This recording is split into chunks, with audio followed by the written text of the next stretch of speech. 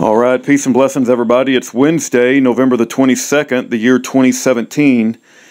And I have a letter here that came in the P.O. Box today from Daniel Riley. For those of you who don't know Daniel Riley, he is a patriot who decided to help Ed and Elaine Brown, and he got several decades in prison for his trouble. We love Daniel Riley. We've talked to him on the phone several times. He is a Christian man who loves the Lord. He plays drums. He asks for books on construction. I think he's a construction worker, wants to build a cabin. He also wants to build cabinets, like fine furniture and stuff like that. And he's written various Patriot letters.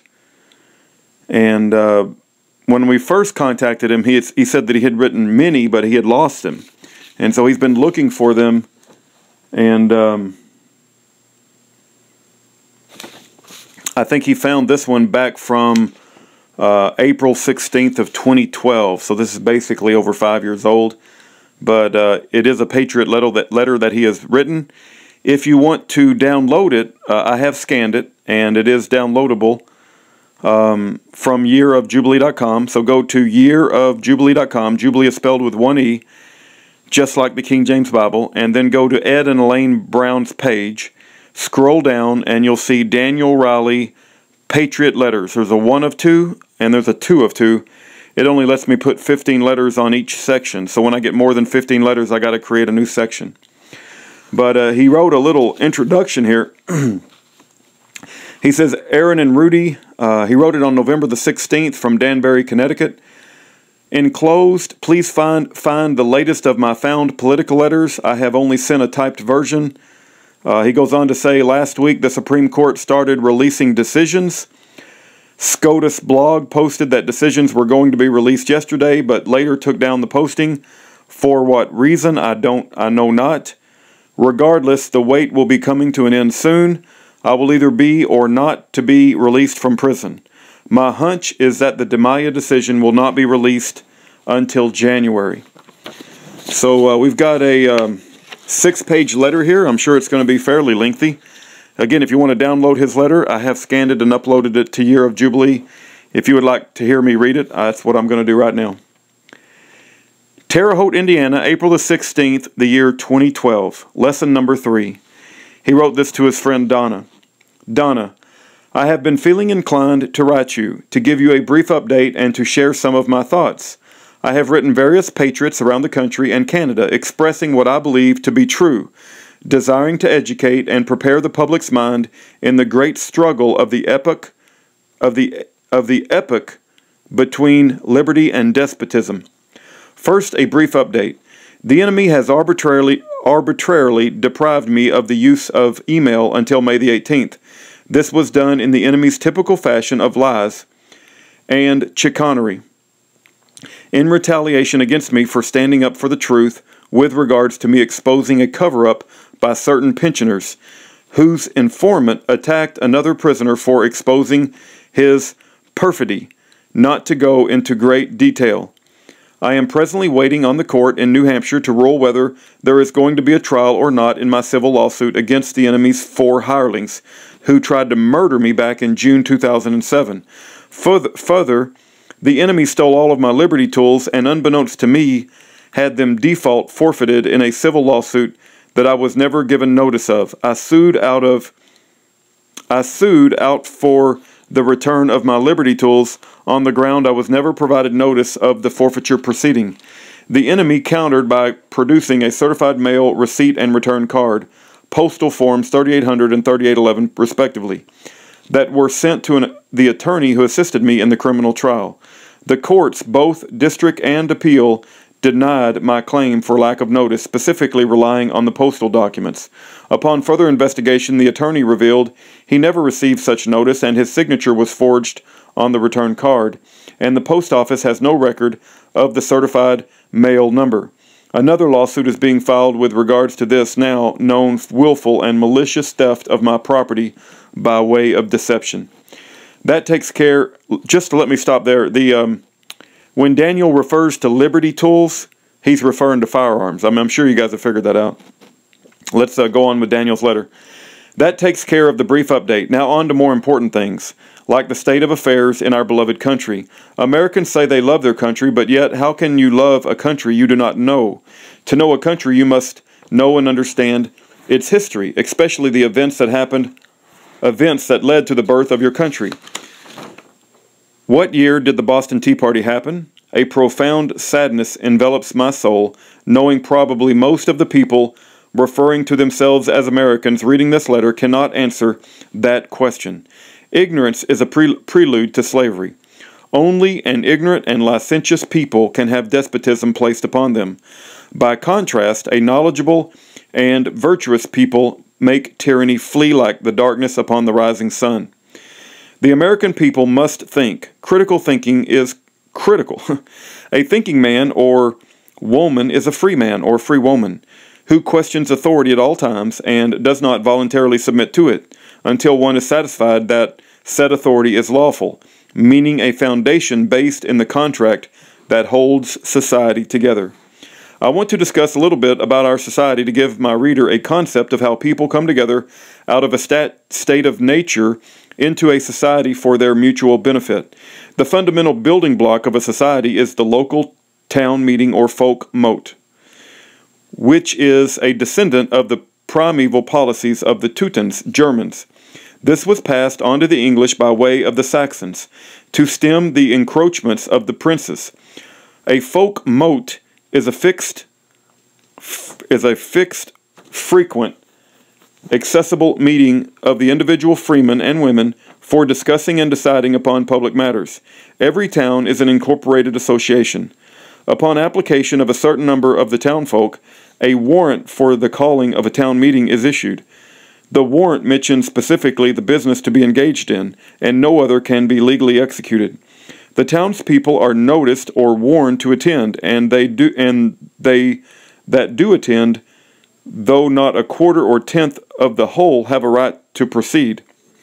They choose a president, usually referred to as a moderator, who regulates the proceedings or meeting according to the rules that are agreed upon.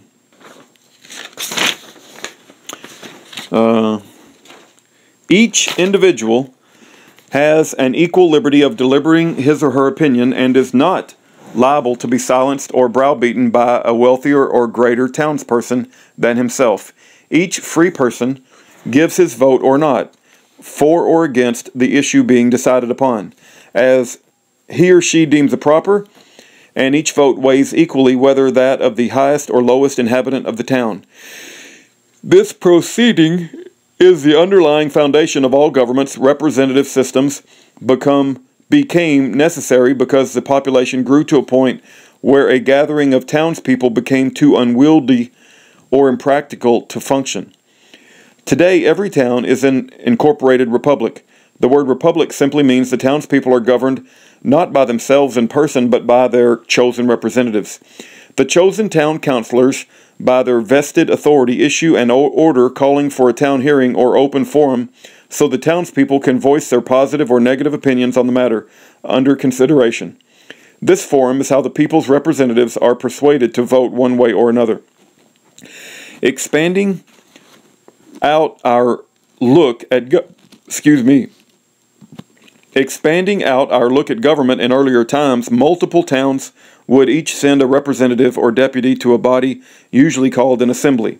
The assembly would decide matters that affect the town as a whole. The deputy was selected by the townfolk at a town meeting. The deputy was the mouthpiece of his constituency, having the folk mote backing him, with which limited his action by careful instructions, kept a sharp watch on his behavior, and only allowed him to hold office for so short a term that he was in no danger of getting beyond control. And all the while, the deputy was susceptible to being recalled by the townfolk. As the French philosopher Montesquieu reasoned, republics only work over small geographical areas, and that confederacies were better suited for large geographical areas with large populations. In a large republic, the public good is sacrificed to a million different views. In a republic, the manners, sentiments, and interests of the people should be similar.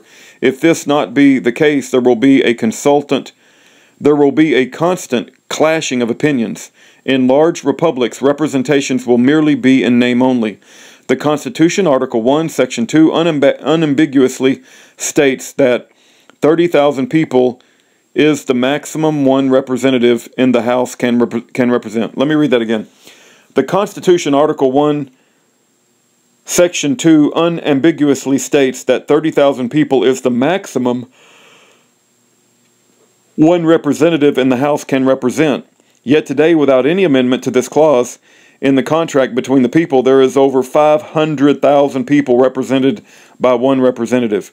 Since writing that 5 years ago, I have learned via Patrick Henry's comments about the deceptive nature of Article 1, Section 2, Clause 3. It says the number shall not exceed 1 for every 30,000. Well, the number 1 in 500,000 does not exceed 1 in 30,000. In other words, 1 in 500,000 is a smaller number. He's saying it as a fraction. 1 over 500,000 is a smaller number, does not exceed than 1 over 30,000. While 1 over 29,000 would exceed 1 over 30,000. And that is why no amendment was needed to have one representative represent more than 30,000 people. This one representative cannot possibly represent the feelings, opinions, and characteristics of such a great multitude. The people have very little, if any, acquaintance with those whom they have chosen to represent them. In fact, they are represented by total strangers. By contrast, a confederacy keeps the representation of the people close to them. A confederacy is made up of small republics such as the states for their mutual defense against foreign invaders, surrounding only what power and capital is necessary to the federal government to fulfill its objective and nothing more.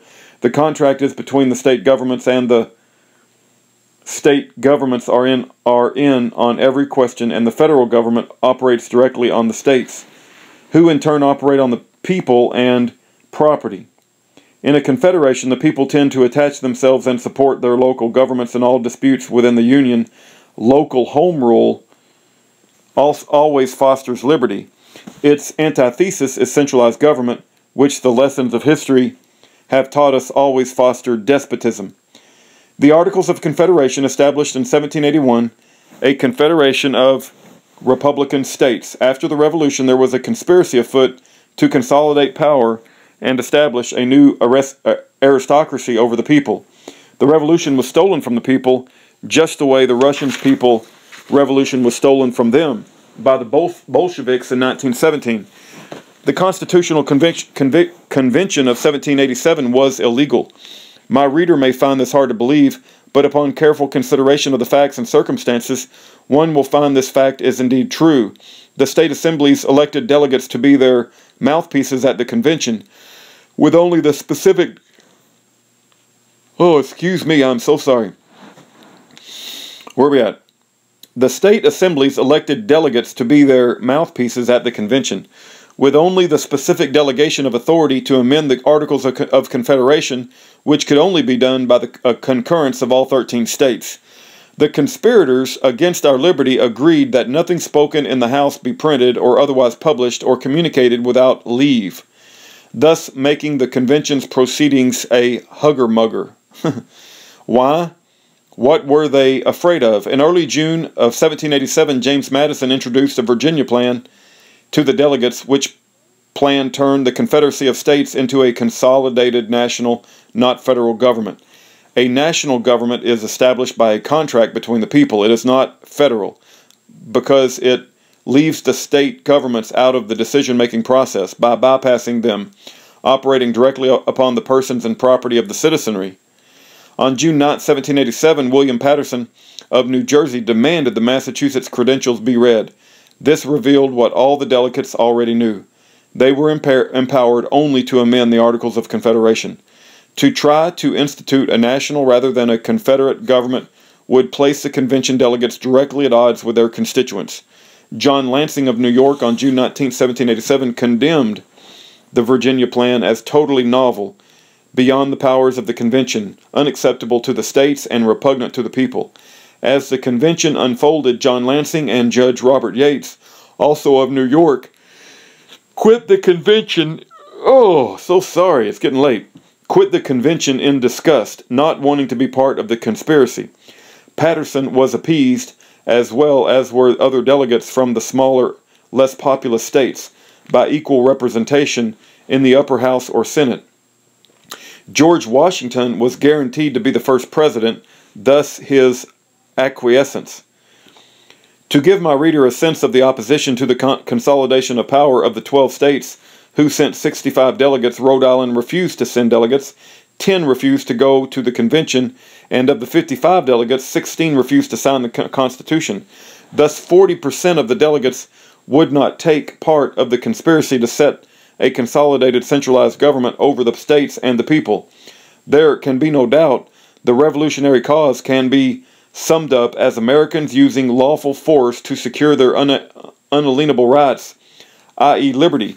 If liberty enumerated in specific rights, as was done in most of the states' constitutions at the time, was the reason patriots died for, and if the Constitutional Convention was to form a more perfect union, then one must ask, why did they leave the Bill of Rights out in the first place, unless they had a nefarious agenda unbeknownst to an unsuspecting public? The point is, the delegates had no rightfully sanctioned authority to change the form of government, since the new illegally proposed government was a contract between the people. Thus the contract starts out with "we the people." The state legislatures could not ratify the compact. Therefore, ratifying conventions were established by the state legislatures. In Pennsylvania, force was used by the conspirators to make the state legislators vote to have a ratifying convention. During Virginia's ratifying convention on June 5, 1788, Patrick Henry tried to explain and argue that the Constitutional Convention was unlawful, but was rebuked by the moderator, Edmund Randolph, preventing the truth from stopping the ratification process. It must be noted that Randolph refused to sign the Constitution as a delegate to the Constitutional Convention, but did an about-face during Virginia's ratifying convention. If one studies closely the establishment of the U.S. Constitution, one will find, as Patrick Henry called it, the most fatal plan that possibly be conceived to enslave a free people, that was foisted on an unsuspecting people over a time period of less than 9 months. Today, the national government itself arbitrarily decides what the Constitution means. It claims a monopoly of interpreting the very document that was intended to limit and restrain it. As Thomas Jefferson warned in the Kentucky Resolution of 1798, it has become the sole and final judge of the extent of its own powers, and it has used this prerogative to enlarge those powers to become an overbearing monster, at the expense of the people's unalienable right to life, liberty, and the pursuit of happiness, and also at the expense of each state's sovereignty. As recently denoted by the Chief Justice of the Supreme Court, John Roberts, who stated that states have comprised their sovereignty because they willfully accepted funding from the national government.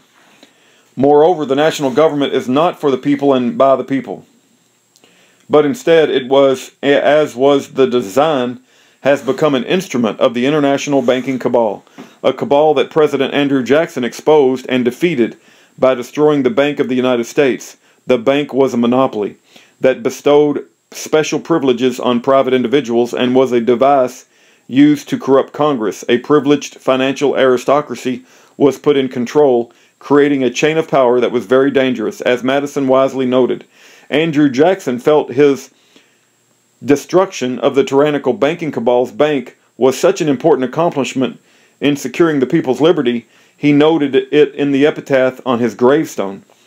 Through the machinations of the banking cabal, such as wars and contrived banking crisis in 1913, they were able to reestablish the national bank.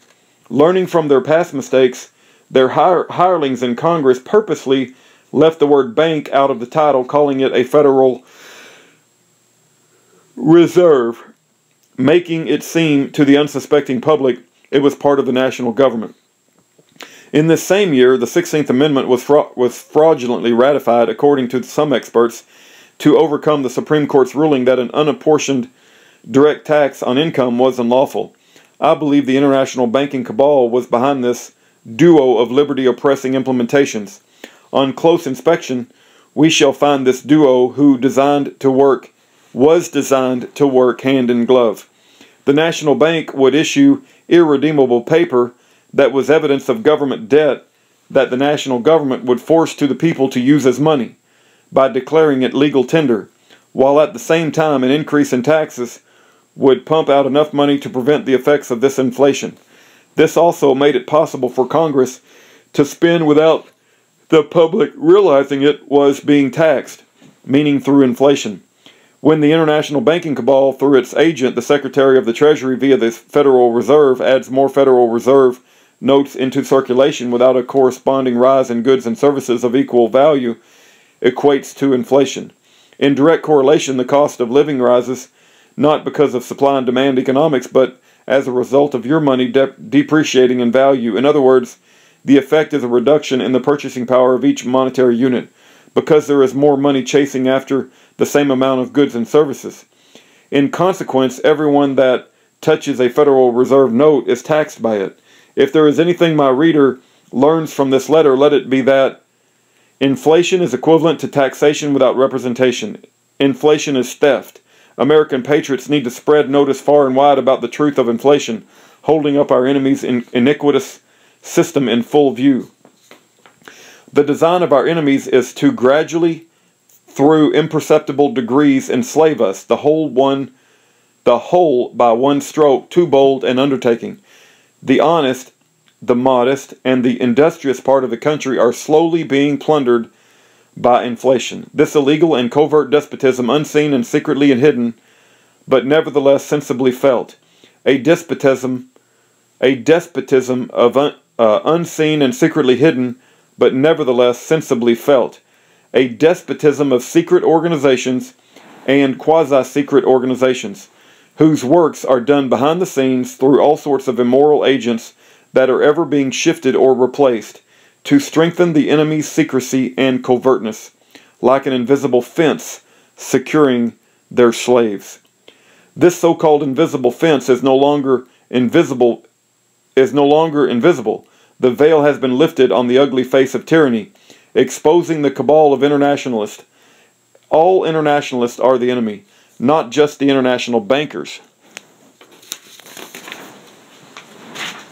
Their objective is to herd all sovereignty into international institutions at the expense of the sovereign nation states. This is the big picture, a far cry from local home rule via folk mote. But be alarmed at the plan of despotism which the enemies of our invaluable rights have concerted. It is rapidly hastening to a completion.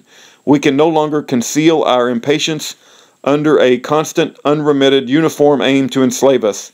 The tragedy of American freedom, it is to be feared, is nearly completed, and will be completed unless American patriots have the courage and resolution to prevent the completion of the enemy's system. Next, I want to be frank on a subject that many realize but are unable to or unwilling to speak out about it. The enemy's mass media has addressed the public's minds in the prevailing fashion that the American military is fighting to protect American freedom and security. I cannot help thinking how this designed deception, without the least foundation in truth, has sent so many courageous fighting men to their final resting place. With all candor and in strict truth, I have an obligation to inform Americans who volunteer for the military that they have been duped. On the back of the American military, the internationalists are riding to their new world order. Unfortunately, the United States military has been nothing more than a tool of the international bankers, whose interest they fight and die for, not the American people's interest. To render this assertion perfectly evident, one need only look at the common denominator of the nations the military attacks, conquers, and sets up a new government. They all have money that is not under the control of one of the banking cabal's central banks. When legal tender laws are initiated in a nation, a maxim then exists. He who controls the central bank that issues the nation's currency controls the country. No matter what faction is conceivably in power, all those Americans who die in these foreign wars died not for the American people's security and liberty interest, but for the international bankers' interest. That is in direct opposition to liberty. The sacrifices the military made in Iraq and Afghanistan made it possible for both countries to now have the central banks controlled by the international banking aristocracy. This writer must note to his reader, Iran's money is not under the control of the internationalists either. Americans in the military should take the time to reflect on the assertion they have just read and ask themselves, is that a cause you want to fight and die for? Isn't it high time for the people of this country to explicitly declare whether they will be free men and free women or slaves? It is an important question which ought to be decided. It concerns us more than anything in this life. It is a very serious consideration which should deeply impress our minds that millions yet unborn may be the miserable heirs in our wrong decision. The salvation of our souls is also interested in this event. For wherever tyranny is established, immorality of every kind comes in like a torrent. It is in the interest of tyrants to reduce the people to ignorance and vice. For a tyrant cannot live in any country where knowledge and virtue prevail. The religion and public liberty of a people are intimately connected. Their interests are interwoven. They cannot subsist separately, and therefore they rise and fall together. For this reason it is always observable that those who are determined to destroy the people's liberties practice every art to poison their morals. How greatly then does it concern us at all cost to put a stop to the progress of tyranny. It is advanced already by far too many strides. We are at this moment in American history upon a precipice. The next step may be fatal to us. Let us then act likewise, men and women, and calmly look around us and consider what is best to be done. Let us converse together upon this most interesting and important subject, and open our minds freely to one another. Let it be the topic of conversation in every chat room, social club, or at the water cooler. Let every town assemble, and let associations and combinations be everywhere set up to consult, and to put into action an effort to recover our just rights. Donna, I hope you enjoyed reading this correspondence I wrote for educational purposes. You would do a great service to your country, I believe, if you were to post this online for all to be educated. I have written informative correspondences to other patriots as well as yourself, exhorting them to publish it online. Likewise, I have asked you, I would like as many people as possible to read these letters, so please do the best you can to spread the word. It would be prodigiously helpful if you were to find out if my other correspondences were in fact posted. Then collect them together on some website or link them together to further strengthen our effort to fight the enemy. Since I know you are animated with an unquenchable love for liberty, feel secure in thinking that the task at hand will be accomplished. Oh, I feel secure in thinking that the task at hand will be accomplished. The enemy has a virulent tendency to steal my mail, so I will not know if you received this correspondence, and seeing at the moment I have no access to email unless you write me back or let my brother know so he can tell me such. Furthermore, I have not changed your phone number. I still have your Skype number only on my contact for you. Incidentally, the Boston Tea Party occurred on December the 16th, 1773, a Thursday. I believe my letter has become tedious to you. I will conclude by simply saying thank you for all you have done. Take good care. All right, that's a patriot who's been in prison by an unjust government. He's been set up for decades in prison. His name is Daniel Riley. He's going to be spending Thanksgiving and Christmas holidays separated from his loved ones. And I pray that you do take the time to write him a letter, let him know that you care about him and love him. He does have a list of books on yearofjubilee.com. He is a bookworm. And if you care to pick one of those books and mail it to him, that would be a great Christmas present for Daniel. Please keep him in your prayers and write him a letter. The last line of peaceful defense between a tyrannical government and the defendant is jury nullification.